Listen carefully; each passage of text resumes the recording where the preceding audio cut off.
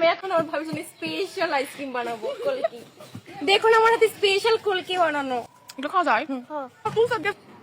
খাও, সমস্যা নেই। হ্যালো, আসসালামু আলাইকুম। আশা করি সবাই ভালো আছেন। আমি আলহামদুলিল্লাহ অনেক ভালো আছি। ওয়েলকাম টু শিনফাস creation and also welcome to my another blog. এখন আমি অতিথি পাখি হয়ে গেছি। কখনো এই বাসায় তো কখনো সেই বাসায়, কখনো এখানে তো কখনো সেখানে, কোথাও আর পার্মানেন্টলি থাকা হয় না। গিয়েছিলাম আমার নানা শ্বশুর বাড়িতে। আমার কিন্তু অনেকগুলো ননদ। পাশে যখন দেখলাম তেঁতুল গাছ, তেঁতুল তো খেতেই হবে। আর আমার ননদিনীরা যখন শুনেছে আমি তেঁতুল লাভার, সাথে সাথে একটা প্রপোজাল দিল, বলে ভাবি আজকে তোমাকে মোচা বানিয়ে খাওয়াবো, তেঁতুলের মোচা। আমি তো নামটাই কখনো শুনিনি। এটা হচ্ছে আমার পুতুল সোনা। কেউ গাছে উঠে তেঁতুল পারছে, তো নিচ থেকে কেউ কুড়িয়ে দিচ্ছে, কেউ আবার ব্রাশ করতে করতে মোচা আনতে গেছে, কেউ আনতে গেছে বটি বাটি, কেউ খোঁজ করছে শুকনো মরিচের। আর আমি সবটা ভিডিও করছিলাম, সাথে তেঁতুল খাচ্ছিলাম। নানু বাড়িতে যে কয়েকদিন ছিলাম বেশ মজা করেছি। সবকিছু যখন জোগাড় করা কমপ্লিট হয়ে গেল তখন তারা মোচা বানানো শুরু করে দিল। নানা শ্বশুর বাড়িতে আমার যাওয়া এই বাড়ি প্রথম। আমি নিজেই যেহেতু এখনো অনেক ছোট, তাই ছোট ছোট ননদ থাকে আমার অনেক সুবিধা হয়েছে। আমার বয়স যতই বাড়ুক আমি কিন্তু সারা জীবন ছোটই থাকবো। যাই হোক, এইদিকে মোচা বানানো হচ্ছে। আমরা কিন্তু প্রচুর খেলাধুলা করেছি, জুতা বউছি,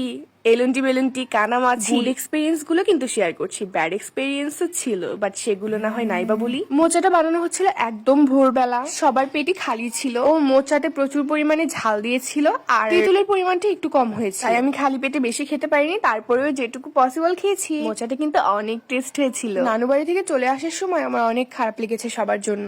ইনশাআল্লাহ খুব শীঘ্রই আবার দেখা হবে। তেঁতুল খাওয়ার পর সবাই যখন উঠলো আমরা একসাথে ব্রেকফাস্টটা করে নিলাম। আর ব্রেকফাস্টে খেয়েছিলাম ভাত। ব্রেকফাস্টটা করে নেওয়ার পরে আমার ননদ এসে খবর দিল যে কুলকি আলা এসেছে। কুলকি মানে কি আমি এটা বুঝতে পারতেছিলাম না। আমি আর আমার আর একটা ননদ শুয়েছিলাম। ও তো কুলকির নাম শুনে দৌড়ে গিয়ে টাকা বের করে টাকা দিয়ে আনতে বললো। আমি ভাবলাম কুলকি কি এমন, ওর কি ফ্যাব বা এটা কি খুব মজা। পরে দেখি ও মা আইসক্রিম কুলফি আনতিছে। পরে বুঝলাম ও আচ্ছা এটা কুলফি। আইসক্রিম যে আমার কতটা পছন্দের সেটা এতদিনে মনে হয় সবারই জানা হয়ে গেছে। আমি 100 টাকা হাতে নিয়ে দৌড়ে গেলাম কুলকি আলার কাছে। ভ্যানালা অনেক দূরে চলে গিয়েছিল, পরে ভ্যানে উঠে চলে আসলাম।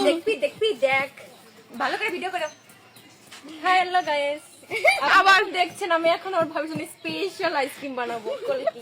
আইসক্রিমটার দাম ছিল মাত্র 5 টাকা। ভ্যানওয়ালার থেকে যেহেতু এতগুলো নিচ্ছে আর এত দূর থেকে ডেকে আনা হয়েছে, তাই উনি আমাদেরকে 2টা বোনাস দিয়েছে। আশেপাশে থাকা 2-1 মানুষকে আইসক্রিম বিতরণ করছিলাম। রাকা কুলফি বানাচ্ছিল আর রুমকি বুশরা দুজন 2 হাতে 2টো করে নিয়ে বাড়িতে গিয়ে সবাইকে দিয়ে আসছিল। আমি কিন্তু নিজে 4টা কুলফি খেয়ে ফেলেছি। এইভাবে সবাই 2টা-3টা করে খেয়েছে। ওইটা আমাদের জন্য কুলফিটাই ছিল বলা যায়। রাকা কিন্তু ভ্যানালাকে বলছিল আপনি বানাবেন না, আমার ভাবির জন্য কুলফি আমি বানিয়ে দিব। আর সে আমার জন্য একটা স্পেশাল কুলফি বানায়।